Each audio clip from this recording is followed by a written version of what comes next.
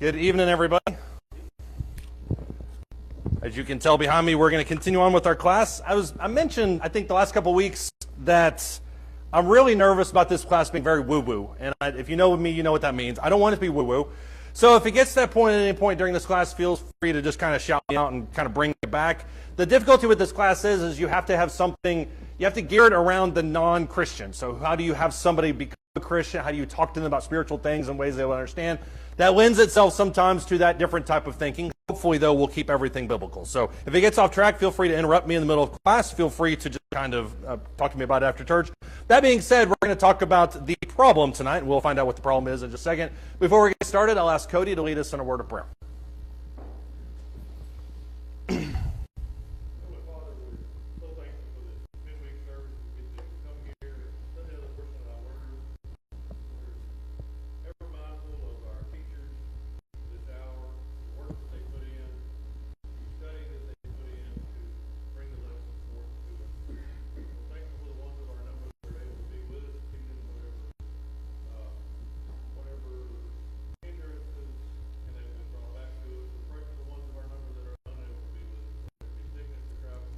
They don't feel like they need to be saved from anything.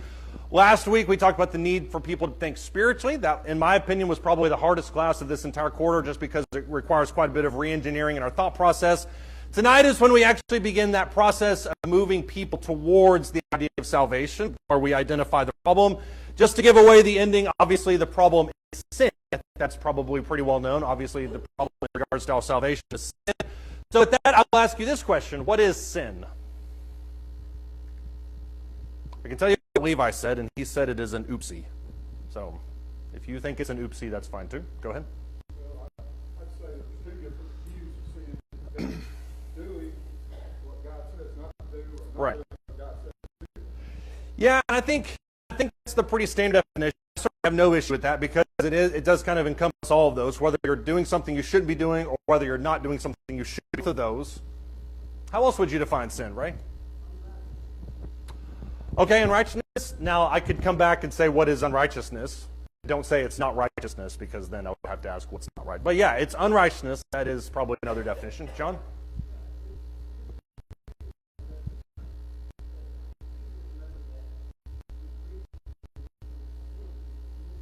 That's probably the best technical definition too, which is that it's a transgression of God's law that breaks our covenant with Him. That's one of the reasons why I wanted to ask this, because I think we have lots of different interpretations of it. The one that always comes to my mind is Isaiah 59 verses 1 and 2, which is that it separates us from God. That's certainly one of the things that you could have said. Let me ask you this, though. What do most people think about sin? If you were to ask 100 random Christians, people who call themselves Christians, what would most of them define sin as, right?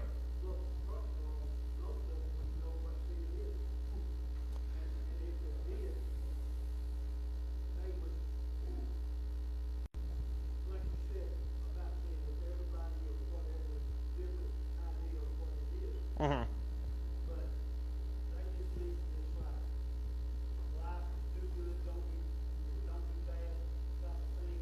Yeah.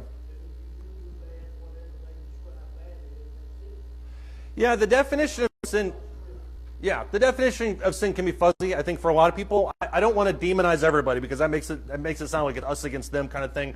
But you're right, I don't really know how many people have an actual understanding of what the biblical definition of sin is. That's why I think the oopsie idea is probably more closely aligned with what people think. They just think it's an error that they sometimes make. How else do you think people would define it? Paul?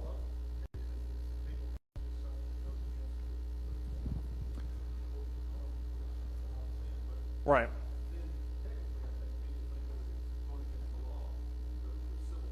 Right.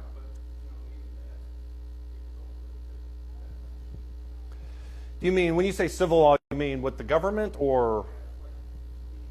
Okay. Yeah.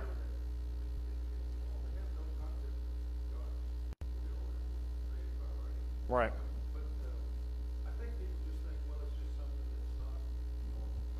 Yeah, something that runs counter to whatever culture should be. And that, in that sense, it kind of goes what we're talking about with heresy on Sunday morning, which is the idea of orthodox and then unorthodox. You have established set of doctrine, you have something that runs counter to that. So you're right, I do think some people would describe sin as just being going against what we understand to be wrong. Problem with that is it makes morality very subjective. This culture would define it this way, that culture would define that way. And that's, I think, the difficulty when we discuss sin, is everybody has their own definition, but no two people really can nail it down. And that's one of the things I think is fascinating about this whole study. I pulled various definitions from different people. John Wesley, he said sin is voluntary transgression of a known law of God. I have no issue with that. I think that's probably a pretty accurate definition of what sin is. Curtis, you're making a funny face. Feel free to disagree. Our ignorance of God's law does not excuse our sin. That's what I'm thinking my nose about. Okay. Well, and I don't have a problem with that. I certainly wasn't thinking in terms of that. I was thinking that when you know you did something, you fix it. If you know you did something, you fix it. Once you figure it out, you did something wrong, you fix it. So voluntary, involuntary transgression of known law of God. I do think there's a little bit of grace involved for allowing you to figure it out and then move towards God. So that was where I would kick back on that just a little bit, but we're mostly in agreement. I'm hesitant to go past the other three. The next one that I would put up there is by Paul Tillich. In any case, sin is separation. Do you agree with that? And this is, I tried to find a wide smattering of religious viewpoints. I know you don't, Curtis. Go ahead. No, all separation is sin. But sin does cause separation between people and between God and man. Okay, so all sin causes separation between God, separation between man. Does anybody else agree, disagree with that? The third one, I think I want to put it up there, is the refusal to be what we are created to be. That one's probably the most ambiguous. What do you think he means by that? I'm not even going to ask if you agree or disagree with it. What do you think he means by that? I can tell you what he means. Go ahead. First, we got to recognize there is a creator. Right. Know his will, and then you have to make the choice of, are you going to live by that, or are you going to oppose that? Yeah. If you're going to make the argument, if you're going to make the argument that there is a creator, then you have to make the argument that he has a set of standards and laws by which he wants us to live. He is the ultimate authority because by definition, he's the one that created us. And so, as you mentioned, to be what we are created to be implies that there's a creator. And if we're living this direction, it may not be what he created us to be. So I have no issue with that one. I can work my way in and out of any of these definitions. So.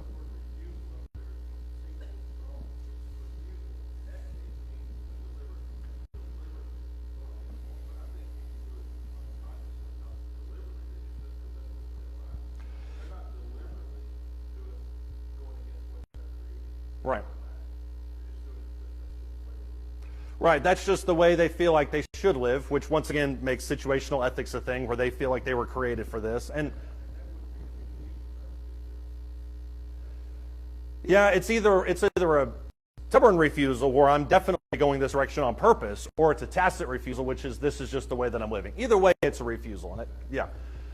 I know the way that he means it. There's a phrase that's really popular in 20th century evangelicalism, which is the idea of an image bearer, whereas that God created us to be in his image. And so the idea is if we're not living according to his will, then we're not being an image bearer. That's the way that Thomas Merton means it. So in that sense, I don't disagree with it too much. I still don't think it encapsulates everything in regards to sin. John, go ahead. People, I have heard several of them say something similar to, I worship my way. Yeah. And when they say that, basically they are refusing Right. what God is. They say, I'm doing it my way. Right. They refuse to do it God's way. Right, and that's kind of what we talked about on Sunday with instrumental music, is I know what God has laid out for me to do. I know what he asks of me, but I'm choosing to do something different. And that, I mean, you can call that a sin, I think, with a lot of other stuff, but I think that's a decent enough definition too. The last one is by far the most wordy. This one, she says, what is appropriately called sin belongs to a more specific sphere of human freedom where we have the possibility of enhancing life or stifling it. It's that last section I have an issue with, but I think it's probably the way that a lot of people interpret sin in today's world, which is that sin is essentially a do good or a bad. It's something that I do that encourages and builds culture and community, or it's something that tears down the created order and I just am working against humanity. She is a progressive feminist, if that clears the air at least at all in the way that she thinks about it. She thinks about sin as being a social construct. And so she interprets sin as something we're doing that hurts other people, not necessarily something that hurts God. And that's the main issue I have with that one. Shell? Probably so.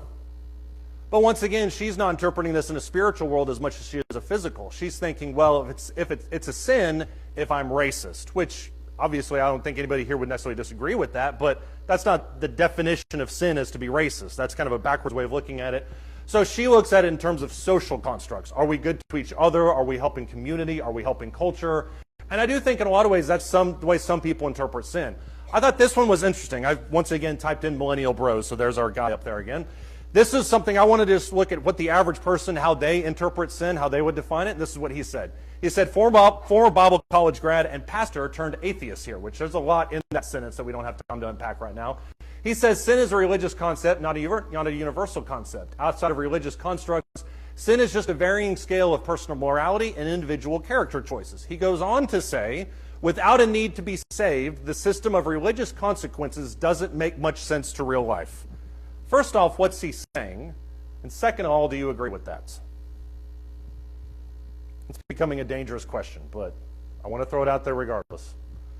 Curtis, go ahead. He's saying that sin is the creation of individuals, of humans, and it's made more or less,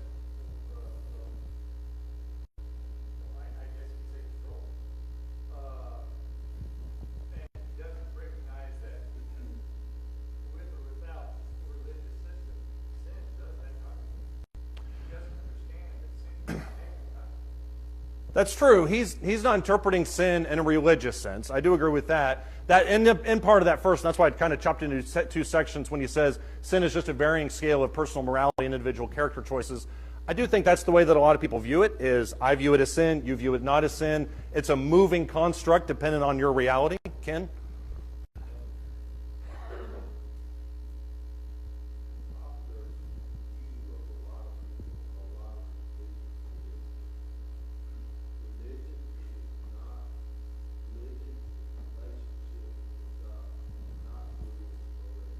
Right. That's one of the things that we'll discuss many different times throughout this quarter. Keep going.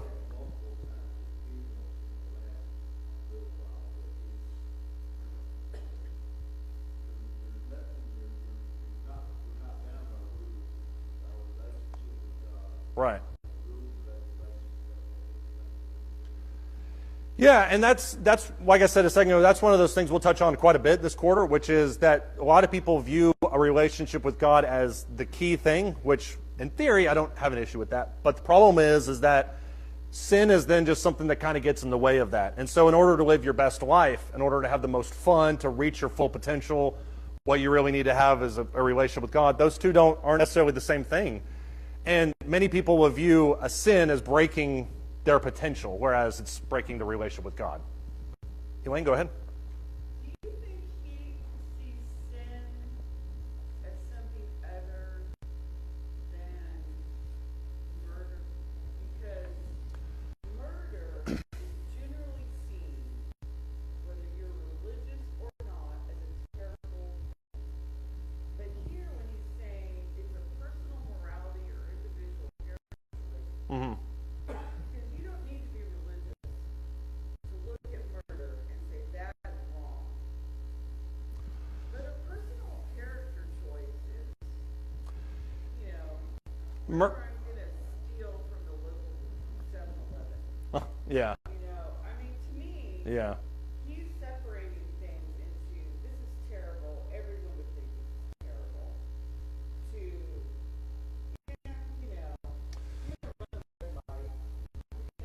Yeah. to me, that's what that's saying.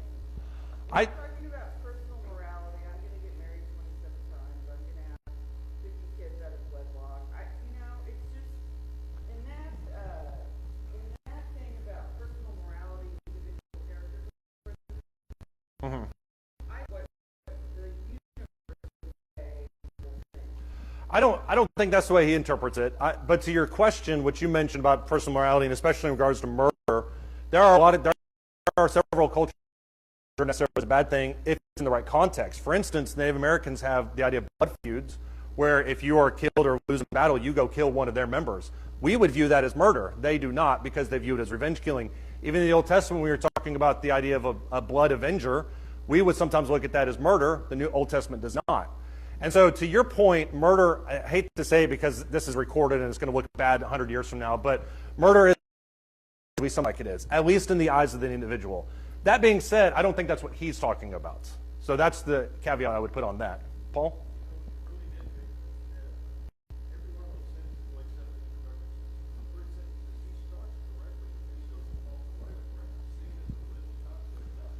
Right. Right.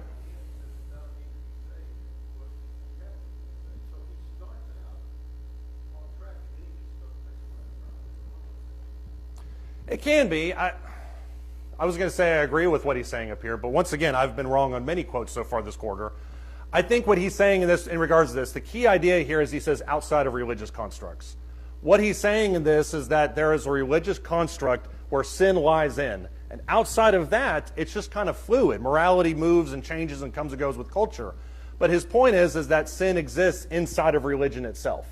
And to that, I don't think that's too far off the mark. When you think about what sin is, we just defined it several times. John, I think, nailed it. Sin literally means to miss the mark. If you're going to miss the mark, what do you have to have?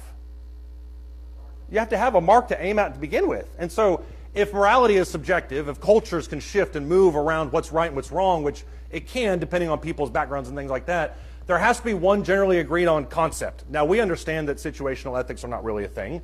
That's because we base our ethics on the Bible.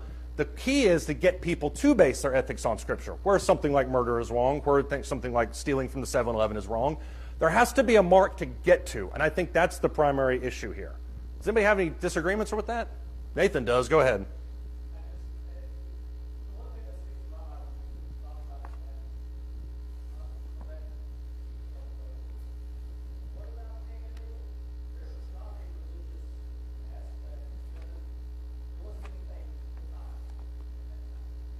That you know of.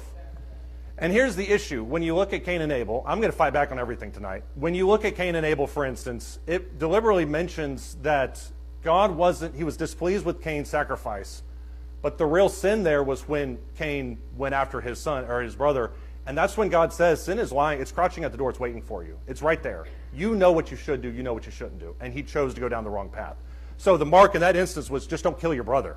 Now, I tend to believe that because one of them did the right thing, one of them did the wrong thing, that at some point they were told what they should have done. Cain chose not to do it. That's the way that I would come back to that.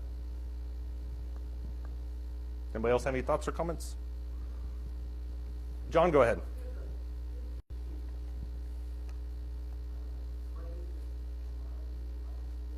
Mm-hmm.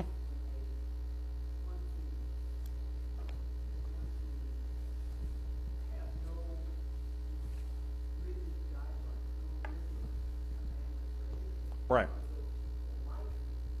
Right. Right. Right. And that's the issue. And that's why this is, in my opinion, such an important discussion, is because when we live by your truth, my truth, your interpretation, that's just your interpretation, when that's the standard, then everything is fluid. When you have a bullseye and you know what your standard is, then anything that deviates from that is a sin by itself. That's why I think understanding this definition is so powerful, is because it forces us to agree on one thing at the beginning. And that's what we need to be doing when we're talking to people about the nature of sin. Ken?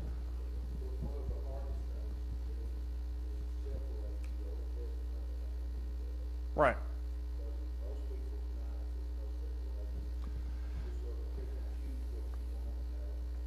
Yeah. And then even worse, some people say the old contradicts the new. That's where you have a version of heresy in the first few centuries where they believe there were two gods, one for the Old Testament, one for the New Testament. I mean, in my opinion, you can understand the character of God from the Old Testament. You understand we live under the new law, so we understand the law from the New Testament. Does anybody else have anything? Curtis, go ahead.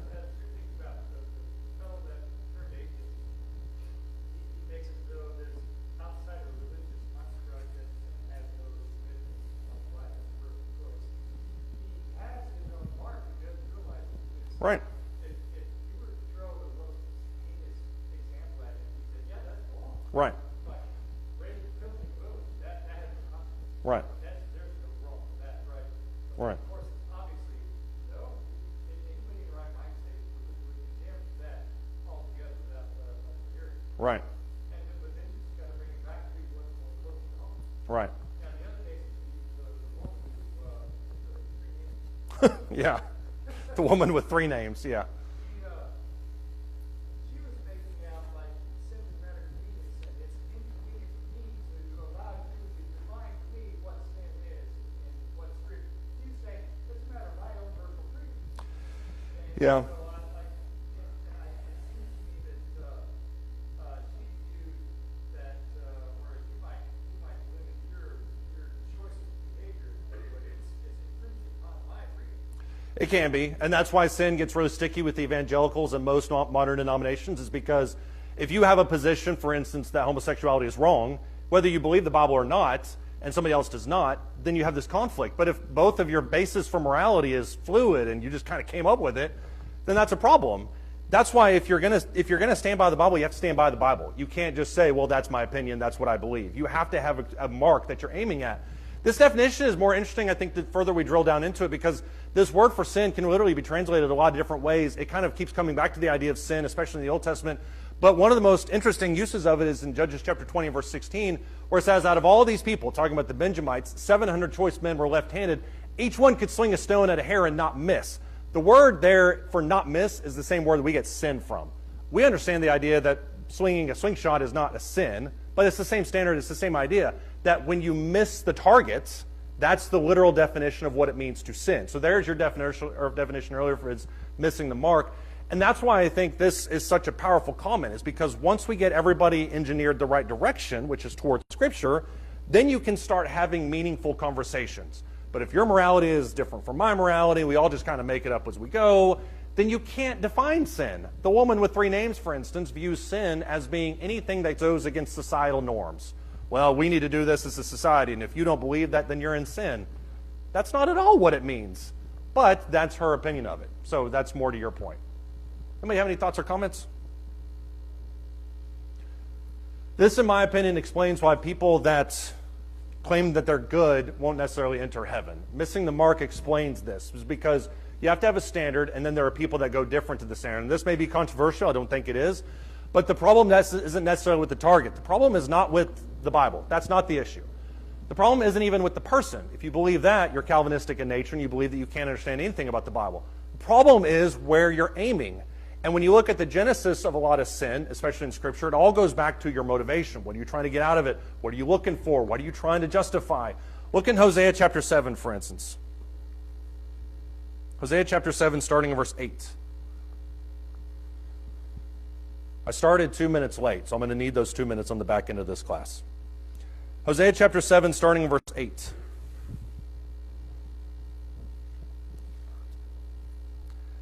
Hosea chapter 7, starting in verse 8. This is, obviously, we understand the story of Hosea. He marries a woman who's a harlot, and then that is representative of Israel's relationship with God. This is one of the complaints that God has about it. It says, Ephraim mixes himself with the nations. This is Hosea 7, verse 8. Ephraim has become a cake not turned. Strangers devour his strength, yet he doesn't know it. Gray hairs also are sprinkled on him, and yet he doesn't know it. I don't know what the problem is with that. Though the pride of Israel testifies against him, yet they have not returned to the Lord their God. That's a part of that. Nor have they sought him for all of this. So Ephraim has become like a silly dove without sense. They call to Egypt, they go to Assyria. When they go, I will spread my net over them. I will bring them down like the birds of the sky. I will chastise them in accordance with the proclamation of their assembly. Woe to them, for they have strayed from me. Destruction is theirs, for they have rebelled against me. I would redeem them, but they speak lies against me. They do not cry to me from their heart when they wail upon their beds. For the sake of grain and new wine, they assemble themselves. They turn away from me.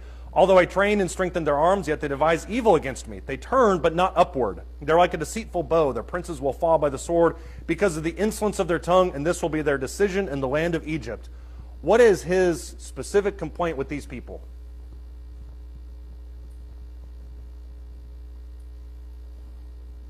What's that? Right, they turned away from him. The problem is that they were gone from him. That's an issue. The real problem that he's addressing here is that they wouldn't return back to him.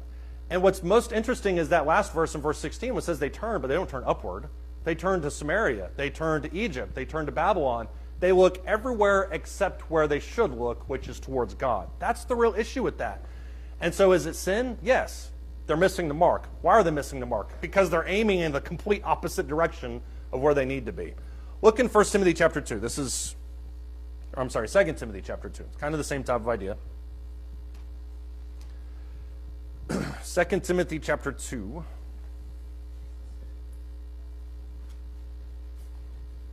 2 Timothy chapter 2, starting in verse 14.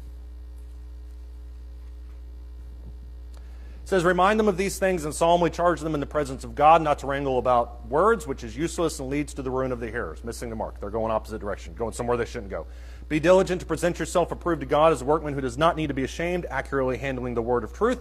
And then he comes back to this same topic he had in verse 14. But now in verse 16, "Avoid worldly and empty chatter, for it will lead to further ungodliness, and their talk will spread like gangrene. Among them are men like Hymenaeus and Philetus, who have gone astray from the truth, saying that the resurrection has already taken place, and they've upset the faith of some. Nevertheless," verse 19, "the firm foundation of God stands, having this seal. The Lord knows those who are his, and everyone who names the name of the Lord is to abstain from wickedness." He mentions two people, Hymenaeus and Philetus, that have gone astray. Why have they gone astray if you look at the context? And this goes right into our heresy class on Sundays. They've said that the resurrection has already happened. How do they arrive at that? What does the context suggest? What have they probably been doing? Go ahead. Yeah. They're just spitballing. They're just talking about random things. They have these words. They're arguing about genealogies and profane words, all these things that don't really mean anything. And because they're diving into that, they're going further and further and further and further away from the truth. Are they missing the mark? Yes. Are they sinning? Yes, because they're going a completely opposite direction of God. Somebody have any thoughts or comments on that?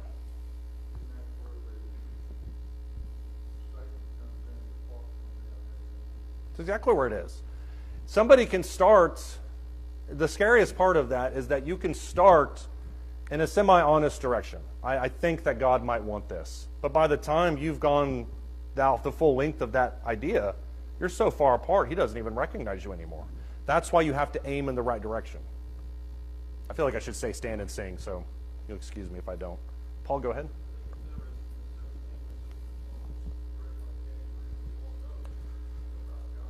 Mm-hmm.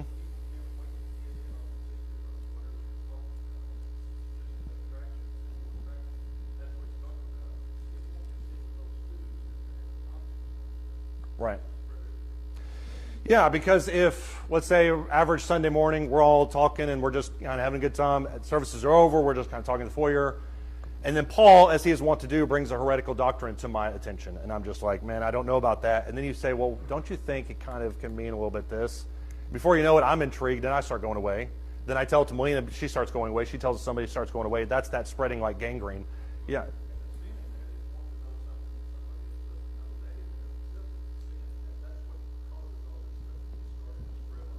Right. We have that sinful attitude of curiosity, of wanting to know something that nobody else knows. Right. So then, Yeah. And right. And before you know it, what we believe and are practicing is totally foreign to Scripture, and we're on a completely different wavelength. Does anybody else have any thoughts or comments? I want to leave room for conversation. I don't want this to just be steamrolling everything. Let's ask an even harder question. Why do people sin? Or you can ask, what are they aiming for? This is the semi-woo-woo part. For their own pleasure, yeah. I can't have a slide with just for your own pleasure, though, so that has to have more on it. But you're right, it's for them. Why do people sin?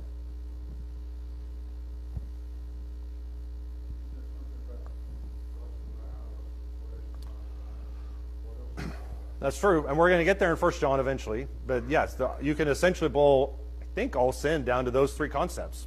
So I don't think that's wrong at all. Well, it may not. It may be that they don't know they're committing sin, which at some point they need to figure it out and turn towards Him. So you're right on that, and that's what we are trying to do to evangelize to them. Casey? Okay, keep going on that, because that's more where I'm in the direction of. They fail to recognize God's supreme authority.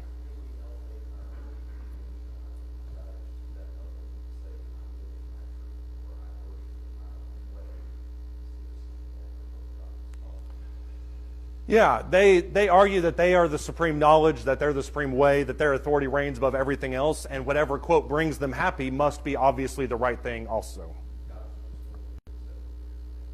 Right.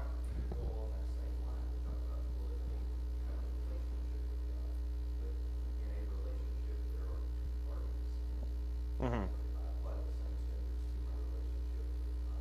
Right. Right.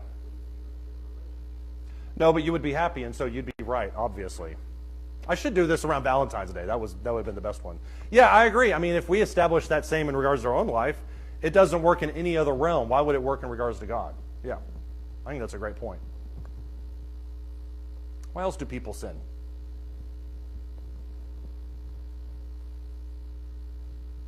This is as open-ended of a question as you could possibly ask. Chris?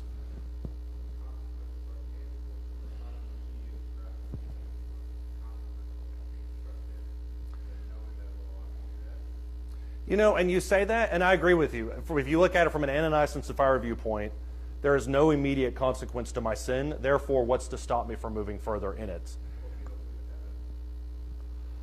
Right, and and that's why I said this. I'm very careful not to go into woo-woo territory. So this is the one slide I was worried about. But along those lines, I think if you do talk about people and immediate punishments, I think there are some immediate punishments. Think about this, for instance. We all have kind of these natural desires, and I don't mean this in a sense that it's just necessarily ingrained in us. I think that most of us understand that we're an eternal being. We're looking for something emotional, looking for something deeper. I would argue that everybody on some level is looking for hope. How do people look for hope in the wrong ways?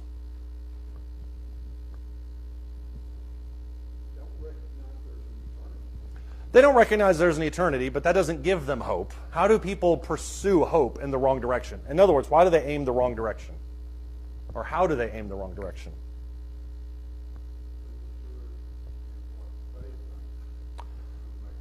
Exactly. So at the base level, they pursue what they think will give them hope, which can be what? And this is open-ended.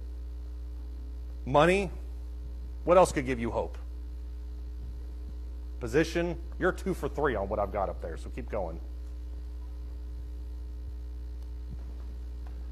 Control was my third one. I think when you look at the way that some people operate, they're looking for hope in a way that is polar opposite of what God describes. They look for it in terms of greed. If I can have enough money, then that gives me hope, and I have like an idea of a future. Success, if I can just hope for that position, then everything will be fine. If I can control things, then that gives me hope that maybe I can engineer my own future, which is what Casey was talking about. And this is polar opposite of the way that God describes it. If you look in 1 Peter chapter 1, God is very clear about a lot of these desires that we have that need to be fed or that need to be filled in Him. 1 Peter chapter 1, starting in verse 3. He says, "Blessed be the God and Father of our Lord Jesus Christ, who according to His great mercy has caused us to be born again to a living hope through the resurrection of Jesus Christ from the dead, to obtain an inheritance which is imperishable and undefiled, will not fade away, reserved in heaven for you, who are protected by the power of God through faith for salvation, ready to be revealed in the last time. In this you greatly rejoice." This concept, this is what you greatly rejoice. "Even though now for a little while, if necessary, you've been distressed by various trials, but that the proof of your faith, being more precious than gold which is perishable, even though tested by fire, may be found to result in praise and glory and honor at the revelation of Jesus Christ. And though you have not seen Him, you love Him. And though you do not see Him now, but believe in Him, you greatly rejoice with joy inexpressible and full of glory, obtaining as the outcome of your faith the salvation of your souls." He tells us at least 2 times, if not 3, in this section, what to rejoice in. What do we rejoice in? Yeah, hope. But what makes up the hope? You're not wrong, but what is...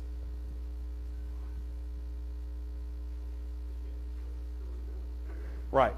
You hold fast to that salvation.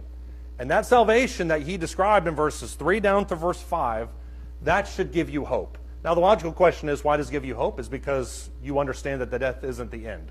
At the core of all of us, what we want is an eternity. We want to know that there's something that supersedes this life. So the true hope that we're all looking for is immortality. We find it in Jesus Christ. We don't find it in money. We don't find it in position. We certainly don't find it in control. And yet people will do anything to go that direction when really all they need to do is turn towards God. And by serving Him, that's where they get the real hope that matters. You can apply this to a variety of different ideas. For instance, if you look at love, how do people try to find love? I was about to say in all the wrong places. Everybody was looking at me. I'm not going to put that on the microphone. How do people find love? In the wrong ways. There it is. It just creeps up on you. Thanks, Joe. Such a romantic. Okay, what do you mean by that? They look at the attractiveness of it, the effects of it, and think that there is the love, but it's a deception. Right. Not the real thing. Proverbs 6 is a perfect example of that. You thought you could go to this, but can you really take fire to your bosom and not be burned? Do you really think that this is the answer to all your hopes and dreams? I don't think, even the guy, as dumb as he was in that chapter, I don't even really think he thought that. I think what you mentioned, he was beguiled, if I can use that word from the King James Version. He was tricked into believing something that was temporary. He thought it would last eternal. It's the same definition. We look for love in forms of lust, idolatry, manipulation, whatever it is that you want to look for. The Bible, however, defines love in a lot of ways. John chapter 13, verses 34 through 35, 1 Corinthians 13, 4 through 7. Love is this, love is that, love is all these different things. That's the way in which you really find actual, genuine, true love is in sacrifice and those types of things. You can look at it in terms of value. What gives me significance? What gives me self-worth? Well, people can look for self-worth in terms of heresy or vanity or covetousness, anything that I think gives me this fake idea of what it means to have self-worth, when in reality, if we don't take pride that Genesis 1:27, that we're made in his image, I don't really know where else we're going to derive self-worth from or any sense of value. So you can see how the direction in which we're aiming impacts our life and impacts our decision to go away from God or towards God. It depends on what you're looking for. Paul?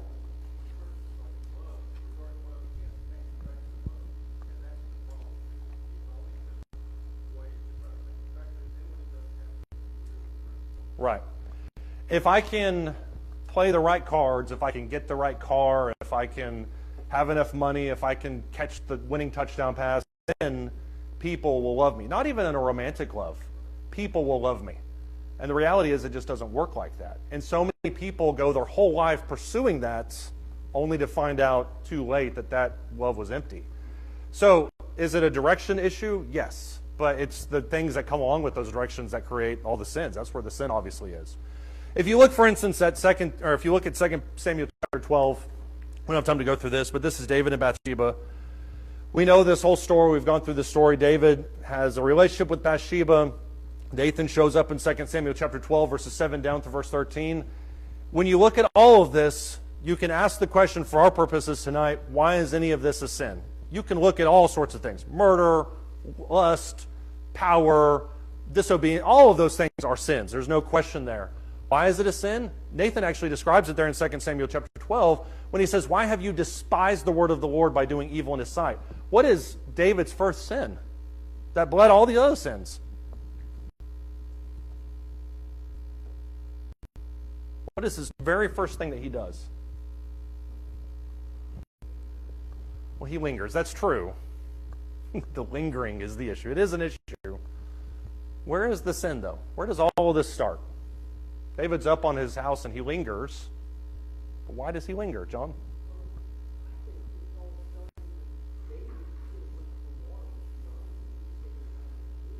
That's true. But if you read 2 Samuel chapter 12, verses 7 through 13, Nathan tells David, God gave you this, he gave you this, he gave you this. He would have given you more, but because you did this, because you despised the word of the Lord, then you've ended up in sin. David's first sin was that he went the wrong direction away from God.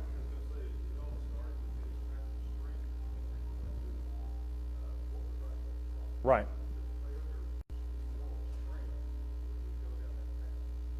Right. Yeah, it's a failure of moral strength when we go down the path that's opposite from God. But the reason we do it is for the exact same reason here. If you know what you're supposed to be doing, the reason that you go the opposite direction is because you despise the word of the Lord. You don't think that that's the path you should go down. So you despise, you go the other way because you think that's the better avenue. For whether it's for selfish reasons, whether it's for logistical, whatever the situation is, that's the genesis. Right. Joseph, he had that temptation there. But Right. He stood up. Right. And that's what the Bible tells us, what we're told, flee immorality. Right. And if you notice in there, Joseph says the exact same thing that Nathan says to David. which is God has given me this, my master has given me this. Why would I defame him? Why would I despise him by taking something that's not mine? So the genesis, the pivot point is that intent. Am I going to trust God? Am I going to treasure him, or am I not? Am I going to respect this person who's given me this authority, or am I not? And then the sin is an offshoot from that. That's the direction. That's why missing the mark is such a powerful point. And kind of summing this up, this is something that helped me. I don't know if this will help you. This is a good summation, in my opinion, of what we've talked about tonight. Sin is missing the mark. John nailed that for us within the first 5 minutes of class. Whose mark? Well, God's mark. Don't try to say that 10 times fast, because you won't make it. God's mark is the one that matters. Not mine, not yours, not anybody else's. God's mark is the one that matters. Why do we miss the mark? Because we aim for something besides God to fix our wants and needs. That's the genesis of every sin. Why is that a sin, though? Well, if we want to be God's people, we have to position our lives toward him. We can still be good and decent people sometimes without being God's people. But you can't be God's people unless you position your life towards him and towards his word. That's what makes you a Christian. Does anybody have any thoughts or comments on that?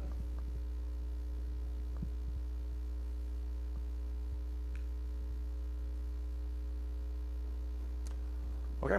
If not, next week is the answer. Sin is the problem. Jesus is the answer. So we'll talk about that next week. Thank you, everybody.